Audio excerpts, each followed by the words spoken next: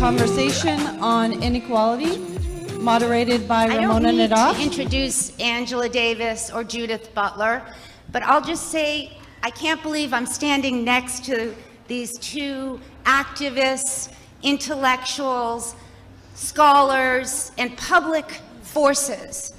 And they've been an inspiration to me for more years than I'm going to tell you about. And let's start by actually talking about it as a matter of equality and inequality, because when we talk about spaces being accessible, or when we talk about pavements being built in such a way that people in chairs have mobility, we're actually talking about rights of access, especially to public events, sometimes to public institutions, sometimes to modes of participation that are central to citizenship as we know it. And here I use citizenship to include those who got papers and those who don't. And we're also talking about rights of mobility, which are actually crucial for thinking about what democracy is, because if people cannot move, they cannot assemble, they cannot come together, they cannot deliberate, they cannot decide, they cannot reflect together, they are not part of the public world. So, so it goes to the heart of what we talk about when we talk about equality. And it also puts the body in the center of that issue. Equality is not just an abstract right that individuals have and bear and express in their own way.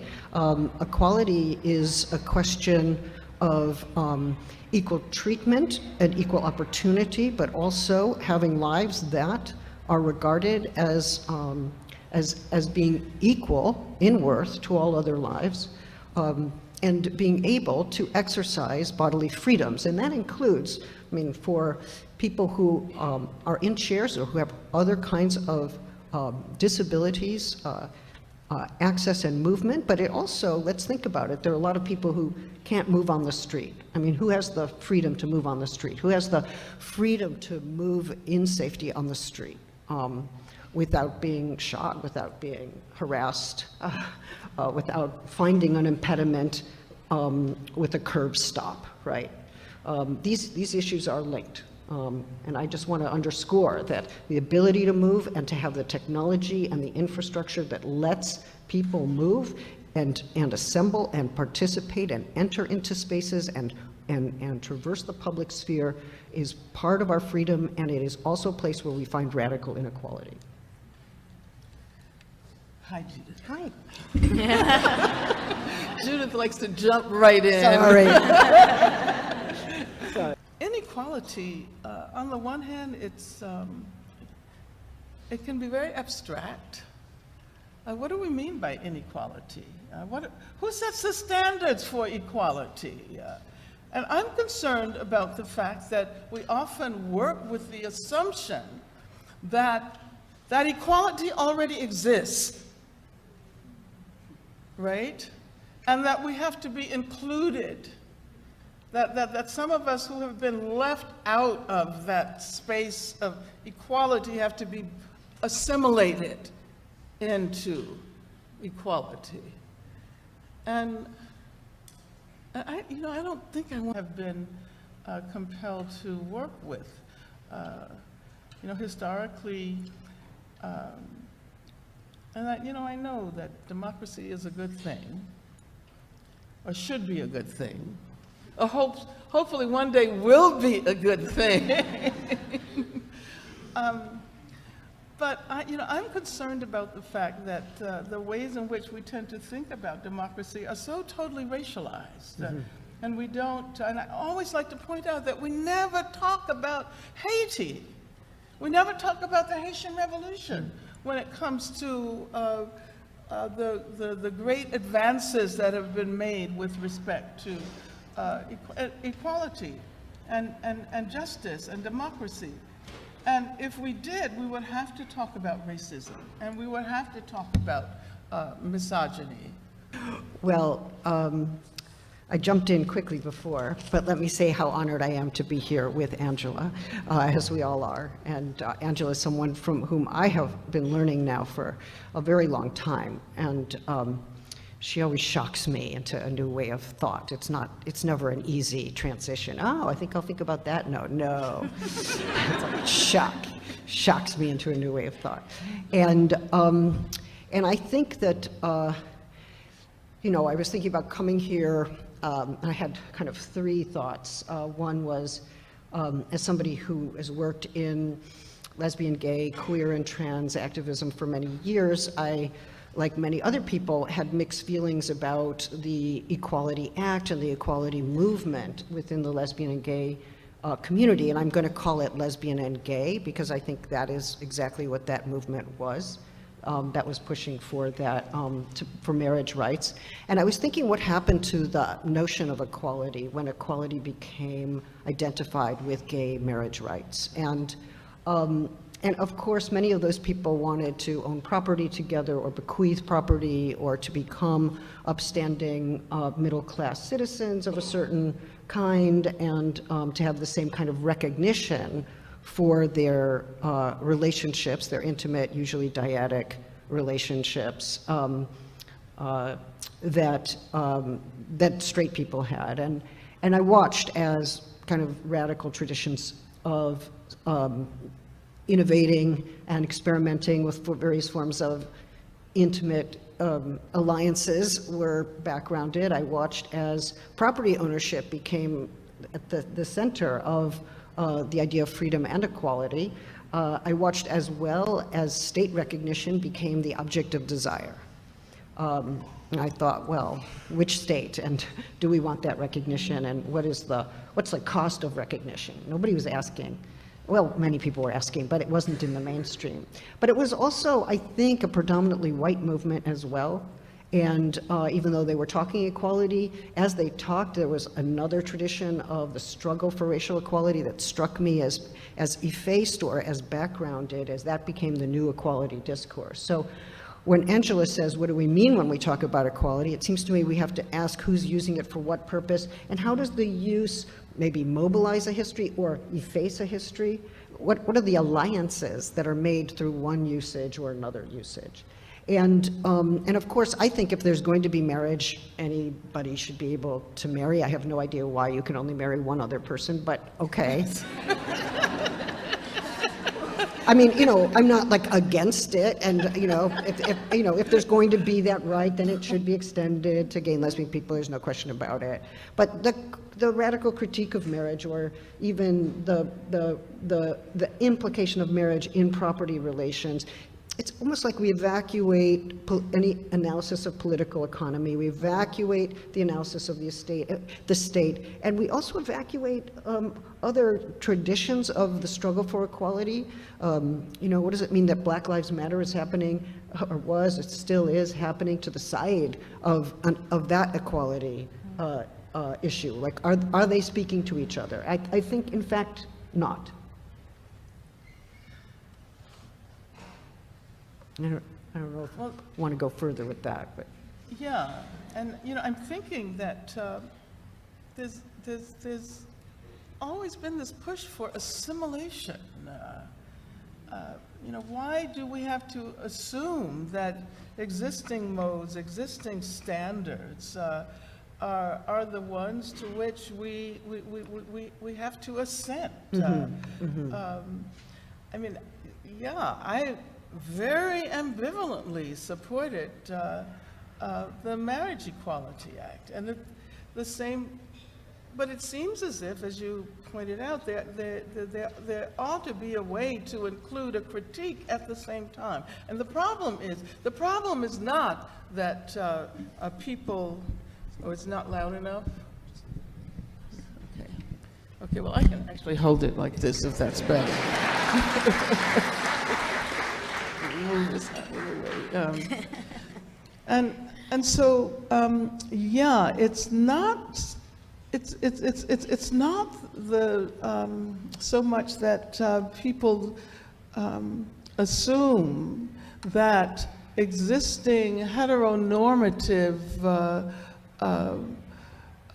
standards of marriage were the only ones. It was the reluctance to engage in a serious critique. You know, why is it not possible, say, to get married, and at the same time recognize what a excuse me, I'm in the council table. You know, Or in council chambers. you know, what kind of an institution it is. You know, based on property, based on property ownership, property inheritance.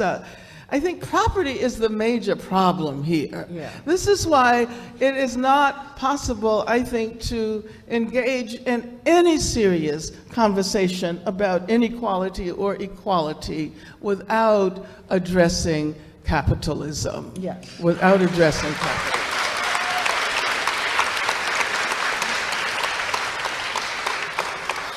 And of course, there are those who want to address capitalism, but who don't want to talk about racism, Yeah. or who don't want to talk about misogyny, or who don't want to talk about homophobia, or any of the other issues. And unfortunately, you know, over the last period, both activists and scholars have learned that it is important, that it is possible, not only possible, but important to address these issues together. You know, the term that people use is intersectionality. I don't know whether that's the best way to address it, but it's not necessary to leave racism in order to have a serious conversation about democracy. You know, one of the problems now is that Democrats, I think, are, when I say Democrats, I mean members of a certain political party, right, are assuming that the reason the election was lost had to do with what they called identity politics. Oh, yeah. Oh, yeah. That was know. definitely the reason. Yeah. Yeah. And so now they're saying, let's forget about identity politics, which means let's forget about all of the issues that really matter when it comes to democracy, Yeah. right? Yeah. And let's just, well, we need to talk about the working class more. And of course we need to talk about the working class. We've always needed to talk about the working class.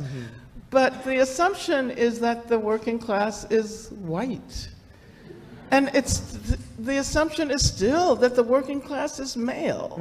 And I don't understand how people walk around with these They do, though. you know, I mean, I guess that's why ideology really is one's imagined relationship to reality. Well, but let's take that seriously, because one of the things you're suggesting is that we don't yet know what equality might mean, right? So you're asking us not to accept established ideas of equality, or not. You're asking us not to simply adapt or conform or to ask for assimilation to an existing framework of equality, because equality has not yet been thought in the radical ways that it needs to be thought, which means we have to imagine it, which means we need experimentations, as it were, of thought that allow us to think equality maybe for the first time, or to think it anew. And so often when we stay with existing frameworks, we find out that whole populations are left out, or whole dimensions of human existence are left out. And I was thinking, for instance, that the Black Lives Matter movement, which now is at risk, it's being criminalized in some places, and it's at risk of being more massively criminalized depending on the momentum that some of these really pernicious legal efforts are taking. It was, I think, and is still adamantly asserting equality, but it's the equality of the value of life. And we might think in an abstract way we know what that is. Oh yeah, all lives are equal. Sure, all lives are equal, you know, that's in the Declaration, it's in the Constitution, yes, yes, yes. But this country has... They say all men are all equal. Men, all men. I have to remind you that. Okay, all men. But as we know that those forms of universalizing equality, saying all men, they always carry with them that that grave exception, like gender, race, right? Native peoples, who's being effaced, or whose effacement is being further effaced through that assertion. And then the question is, but what would it mean for it to be, in fact, capacious, inclusive, where nobody is sacrificed, right? When we talk about intersectionality, I think we're trying to imagine a kind of analysis and a kind of movement that is all-inclusive, in which nobody gets sacrificed. We don't sacrifice race for a political economy. We don't sacrifice sexuality for gender, right? We just don't do it. But it also means that the whole framework will have to be transformed. And I think the problem is, up until now, we've assumed that inclusiveness, diversity, all of these watchwords refer to an existing framework that continues to be the same. Yeah. And so what we want to do is make a racist society inclusive by including Latinx people or black people, but it's still a racist society. Yeah. Or make the misogynist society inclusive Yeah. by including, so forth and so on. Yeah. So this is the dilemma that we confront when we think about punishment. And this is why I think prison abolition is central, not only with respect to the issue of reimagining a punishment system, but reimagining society. So it's so interesting that if one looks at the long history of the institution of the prison in the US and the world, the US, which is really responsible for offering imprisonment as punishment to the rest of the world. This, incidentally, was a very important element of the democracy, because prisons are perhaps the quintessential democratic institution. And we could talk about that if you want, but, and so why is it that for centuries, decades and centuries, there have been these efforts to create a better prison? I mean, and it's been happening over and over and over again. And the better punishment framework, the better imprisonment techniques, the better strategies have only led to more repressive, more racist, more sort of all-embracing carceral approaches. And we're still there right now, even at this moment, when perhaps more than at any other time since perhaps the beginning of the 70s with the Attica Rebellion.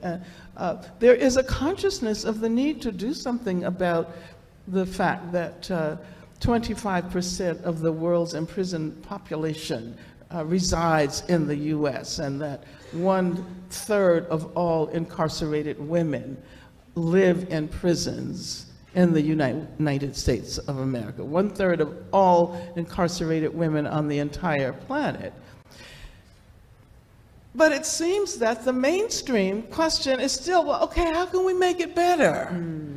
How can we release some? How can we move from mass incarceration to, I don't know what the opposite would be, selective incarceration. I don't know. But that has been the question, and abolition urges us to think radically, to think outside of that framework, to think about something entirely different, something entirely new.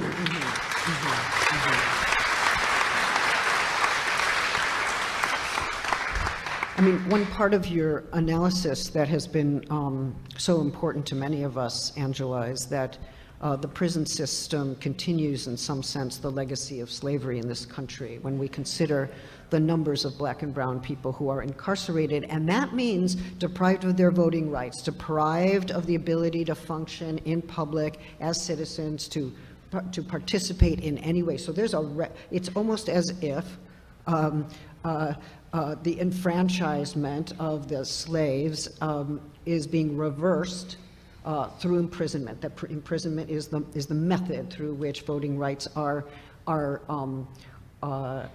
destroyed for many black and brown people. And I think we have to think about that it is part of a systemic and institutional inequality. I'm wondering if we could also relate that to your earlier remarks about keeping capitalism in mind. How do you put it together? I know you do. Okay, well, since you're inviting me. Yeah.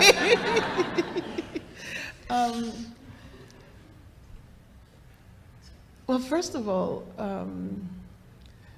capitalism, I like, Cedric Robinson's notion of racial capitalism. Capitalism has always been racial capitalism. Capitalism would not be the economic institution, global economic institution it is today, had it not been for slavery, had it not been for colonization. And somehow we think that these are separate issues, but they are not. I'm thinking parenthetically about the difficulty that someone like Bernie Sanders had incorporating an analysis of race into his critique of capitalism. And that's exactly what we need, what we would have needed. Yeah. It would have worked much better. No, I think it was a secondary oppression. Once again, race is a secondary. That you added on, and I'm thinking about Elizabeth Spellman, whom I read many years ago. We talked about the ampersand problem. You remember? Yes, I do. Of course you do. That you can't just add something on. You can't just add it and assume that the problem is solved. You can't just add, black people into the system and end up with people like Dick Parsons. He's not one of the wealthiest men in the world, but he was the CEO of, Time Warner and AOL. And you can't just assume that by adding the previously excluded into the existing set of arrangements that there's going to be any significant change. It continues the way it has always continued. And this is why I like the notion that diversity means difference that really doesn't make a difference. That there can be difference, but it makes no significant difference. And this is why we have to think about the extent to which slavery is very much present. This is still the afterlife of slavery. And many efforts to address the ways in which racism had become so central to the social, political, economic structures and the psyche, the collective psyche of the country, that has never been addressed. And therefore, we're still living that afterlife. And of course, the fact that there are, as Elizabeth Alexander pointed out, there are more black men in prison and under the control of the criminal justice system today in the 21st century than there were enslaved in 1850 is one indication. But But yeah, we're still living with slavery, and it's not just the prison system. It's also capital punishment, capital punishment would not be a normal mode of punishment in the United States of America were it not for slavery, were it not for the fact that this institution survived through slavery at a time when even the men who were calling for democracy were saying that we need to abolish capital punishment. Benjamin Franklin and all those guys, those white guys back then. And we still have it. And that is a sign that we have not effectively addressed the vestiges of slavery. And this is a problem not just for black people. Somehow the assumption is that it's black and brown people, Asian people, Native people who have to deal with racism. And I'm tired of that. Yeah, Black Lives Matter. Yeah. But the point, of course, is that if ever Black lives were really to matter, that would mean that all lives matter. That's right. That would be the indication. We're not there yet. That all lives matter. Yeah. It's a different approach to the universal. Yeah, we're not there yet. We're not there yet. But I think that when we see or witness or experience in our personal lives, mainly black and brown people, unarmed, who are shot down, whether it's in Fruitvale or in Oakland or in North Carolina or in Brooklyn, or strangled. In a way, we get the graphic moment of that violence from slavery that has not vanished from the history of this country. And of course, then the institutional means like death penalty and imprisonment, which continue that legacy in another way. And occasionally, we get the very graphic example of a black man being hunted down like a dog, right? I mean, really, what is the difference between that and slavery, or strangulation and slavery? So we do have that, but I wonder whether we could, as we think about the future and we take up your challenge to imagine equality in a new way, and to insist that it take a new form, one that's not been historically available to us. What would it mean to think about a form of socialism that had anti-racism at its center, that didn't sacrifice feminism, that was not transphobic, that was taking into account the deeply legitimate demands of the disability movement, where we actually had that kind of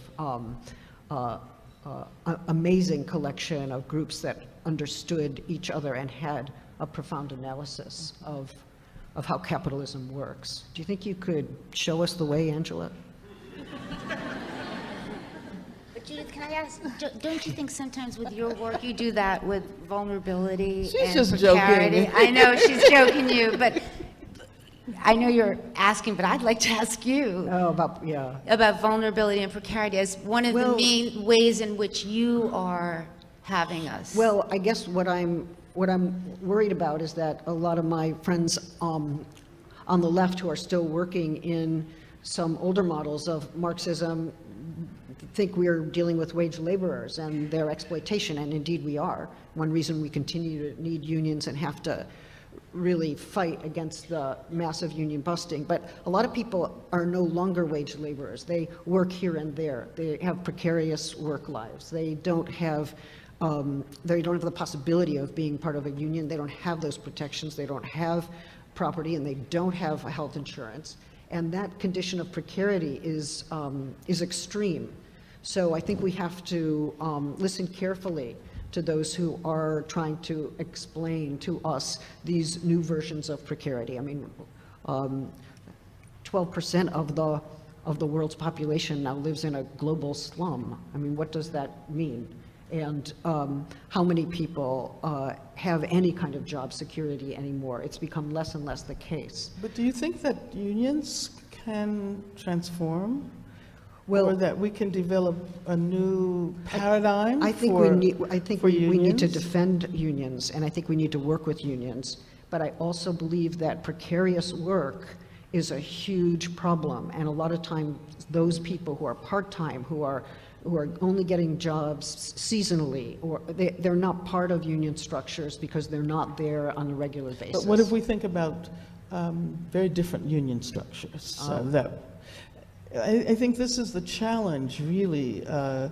You know, unions tend to think about wage labor, as you pointed out, in these, you know, very rigid, traditional ways.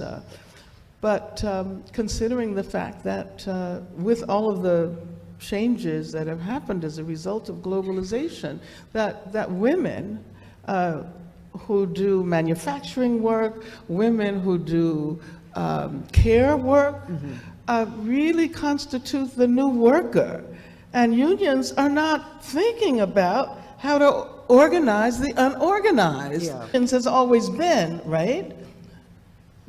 But why is it that unions are not thinking about organizing prisoners? There have been efforts within the prison system in the U.S. for decades to create unions in prisons, so that workers who work in prisons, as a matter of fact, I don't want to talk about better prisons, but sometimes I do end up doing that.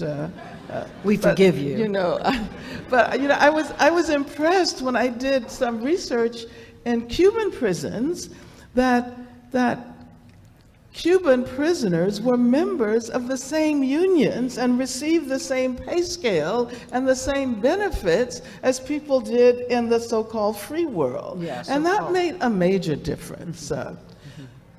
So again, I suppose the question is, why do we continue to assume that the old structures of organizing, the old epistemic structures are going to be the ones that lead us to a new world?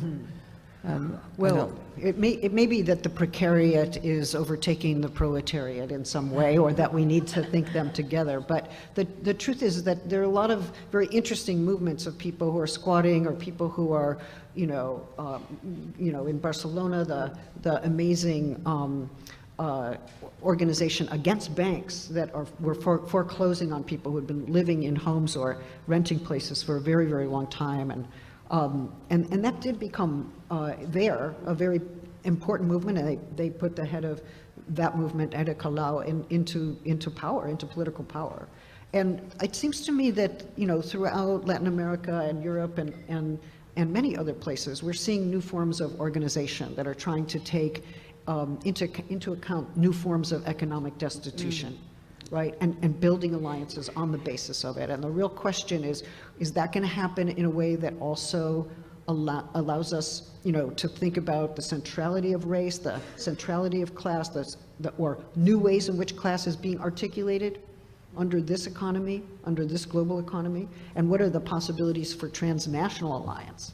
That's what I'm kind of trying to suss out, like what's possible here. I hate to interrupt you, but I'm gonna invite the audience in the few minutes we have remaining to continue this conversation. Hi, my name is Aliyah Moore, and I'd like to ask a question. How can we close prisons? Close prisons. Oh, wow. This is somebody who. Oh, that's a great question. That's a great question. Okay. You really want the answer? Yeah. I don't have the answer, but this is what I'm a part of, an ever larger group of people who really want to make sure that prisons do not represent our future. So first of all, we have to make sure that no new prisons are built.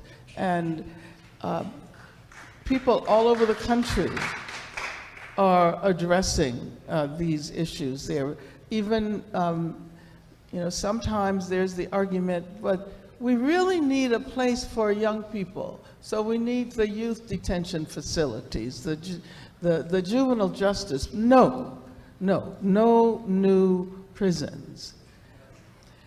And then there are efforts to shut down existing spaces. For example, Rikers Island is one of the, we were talking about issues of ability and disability. Rikers Island constitutes one of the 3 largest mental institutions in the country, along with Chicago and LA, Cooks County and LA County. And so if the pressure continues, Rikers Island will be shut down. It will no longer exist. But we have to, at the same time, call for, you know the word incarceration? Have you ever heard that word? Mm-hmm. Well, incarceration basically means putting people in prison, right? Okay. So there's another word, and that's decarceration. That means, what does that mean? Taking people out of prison, absolutely. So, that is, and there are a number of other strategies I could talk about, but what's most important, and this is why prison abolition represents a lot more than just getting rid of prisons. What's more important is to try to create a society that doesn't need prisons. So then so tell me, what do you think we need? What do you think we need? What's the first thing that comes to your mind? Schools, absolutely. Schools, not prisons. You see? And then we could talk about housing and healthcare and all of these things. That is precisely what it means to try to get rid of prisons. Thank you so much for the question and the answer.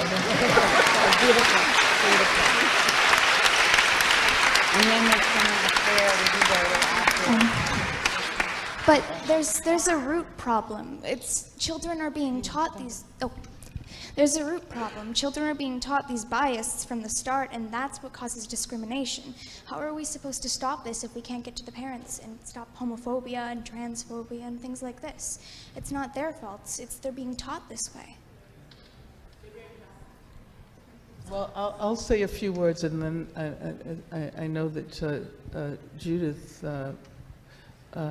has something to say on this issue as well, especially.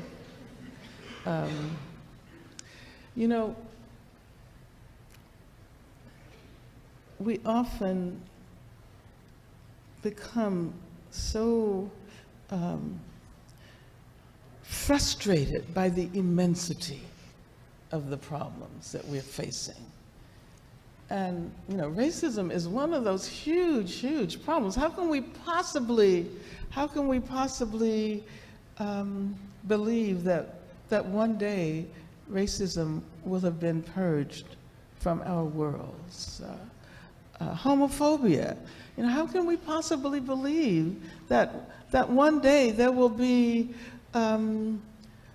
a period in our history, we may no longer be around, and I think that's the key. We assume that in order for there to be any legitimate approaches to these great issues, that they're going to have to provide some solutions like right now, You understand what I'm saying? We want, and in a sense, capitalism has encouraged us to think in temporalities that require us to want the answer right now. If you don't have the answer now, and especially if you don't have the answer in my lifetime, what does it matter? Because my life is the measure of everything. So how, and I know there are many other ways to approach your question, but I'm thinking about, how we encourage a very different temporality when it comes to the justice work, the work for equality that we're doing. And how do we learn how to do this work and passionately and urgently, and yes, try to get a hold of the parents and but the parents, a lot of the parents are not going to change, So how do we think about, well, what happens the next generation, and then the generation after that? And I like the fact that most indigenous people think in temporalities that are so much vaster and so much more capacious than the capitalist temporalities we work with. We think that, what is the 5-year outcome? Like if you're writing a grant for some community organization, the foundation is going to ask you, what is the 2-year outcome? What is the 5-year outcome?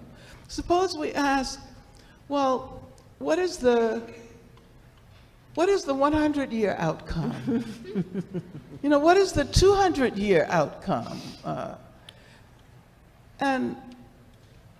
And I think that's how we have to begin to think, because we would not be gathered in this space today if it weren't for the work that people did hundreds of years ago.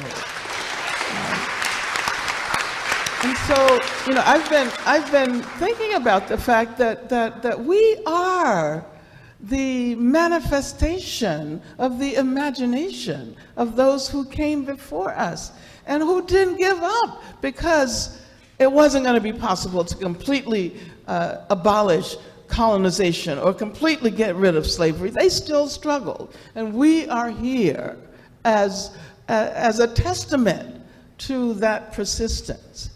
And so we also have to imagine our responsibility to that long sense of history, and the fact that the work that we do now, even if it seems as if like it's not making a major difference, it will make a difference.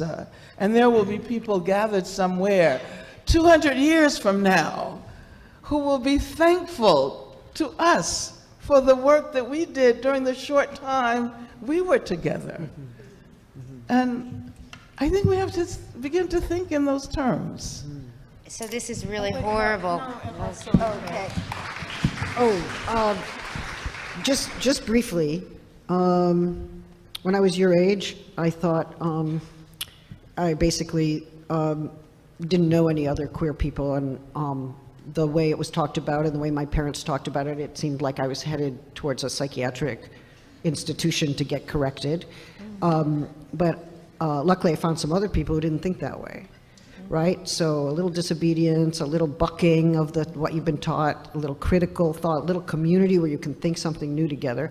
I was also taught that Israel was the saving place for the Jewish people and that it was a beacon of democracy in the Middle East, and they didn't tell me that the founding of Israel involved the massive death of so many Palestinians and the expulsion of more than 800,000, and that people still are living in the West Bank and Gaza with no substantial political rights, and that there are over 6 million Palestinian refugees with no way to exercise their legitimate right of return.